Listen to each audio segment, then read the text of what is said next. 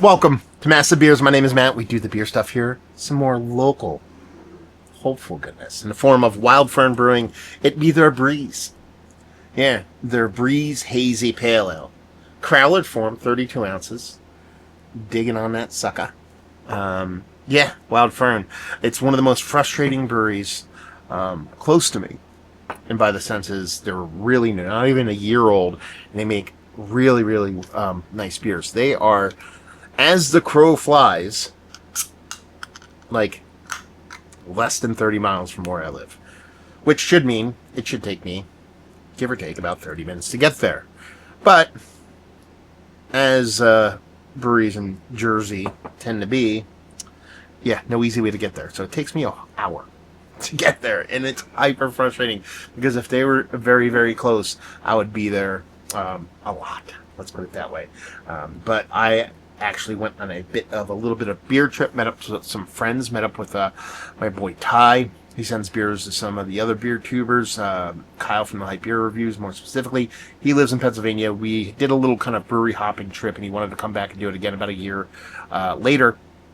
Met up him and his buddy, met up Mikey at Warwick for a brewery, watcher of the channel. Cheers to you, Mikey. And went to Warwick Farm, then a Wild Fern, then the Conclave, then to Eskerhart. So I figured I'd bring home some Crowler goodness and see where we're at. So you're talking about a low ABV, 5.2% hazy pale ale, right up my alley. And as far as the beer looks, I mean, you're pretty much looking exactly what you want for something of this style. You know, a nice haze density to it, not butternut squash soup. It doesn't have this ultra turbidness to it, but a beautiful glowing haziness to it. Pinky finger, barely off white, super tight compact bubble head that looks all the parts. It looks like honestly like a regular hazy IPA up in that 6 to 7 range. Just happens to be 5.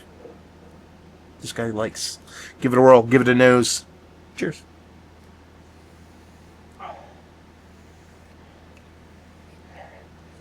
Yeah, summer in a glass, man. Absolutely 100% summer in a glass. Vibrant bits of pineapple and citrus. Maybe a little bit of floral characteristics in this one.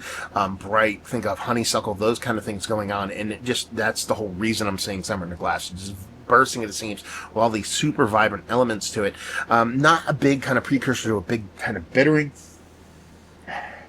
It just really screams that kind of spritzy, squeezed, fresh squeezed kind of juiciness. But again, citrus equal pineapple. And again, that little bit of honeysuckle kind of floral kind of thing going on. So it's definitely throwing high heat, especially for something that's super low in ABV. And honestly, yeah, it is hot. I have my fans going. Hope my noise suppression is on par tonight.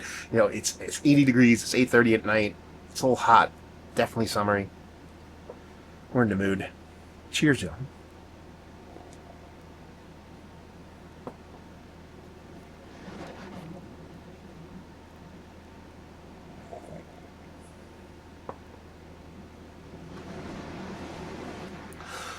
Again, I mean, not to just be a constantly repetitive thing, but summer in a glass. Again, 5.2% low ABV haze. Haven't had a beer that is more vibrant on the hop side of things, or a little bit kind of punchy sweetie here.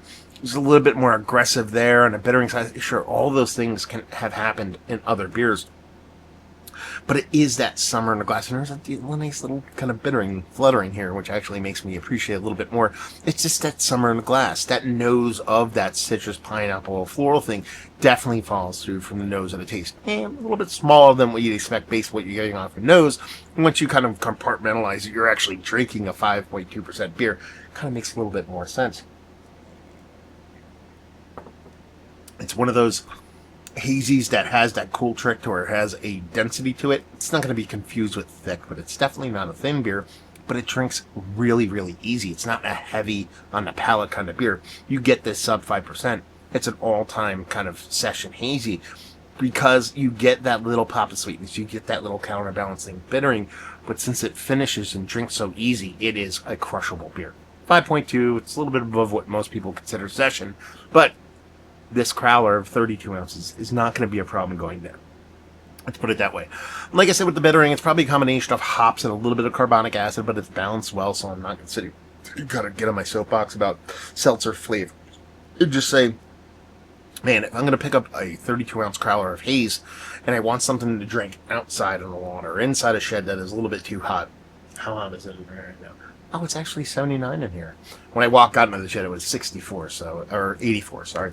So it was quite warm. So to be in this kind of environment, you want something a little bit thirst quenching, but at the same time want a little bit of flavor and something to talk about on the old tubes, it foots the bill. Let's talk about it. Is this one of the better low ABV hazies? Sub 5.5% I've had as yes. Mount Rushmore status, it is on the outside looking in. There are ones that do me a little bit better.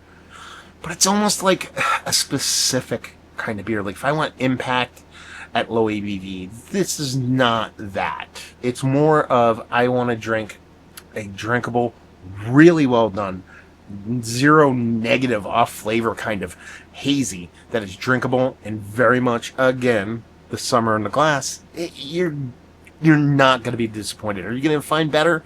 Depending on what your personal taste and flavor is when it comes to hazies and low ABV hazies, sure, some might do you a little bit better. But you're talking about a brewery that's been around for less than a year producing this kind of beer in a style that's kind of gets really complicated to hide those flaws.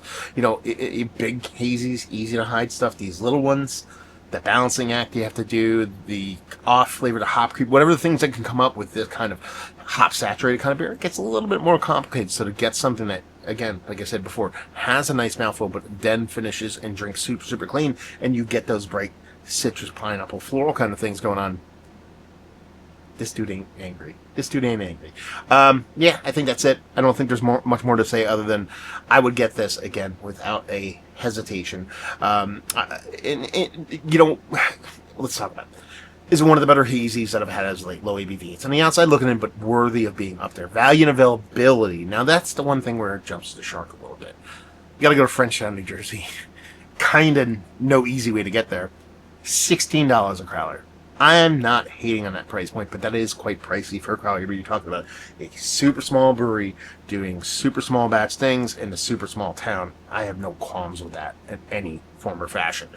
And I think that's it. If you like what we like this, if you like low ABV haze. Honestly, if you like low ABV haze, you don't like this, that'd be kind of weird, to be perfectly honest with you.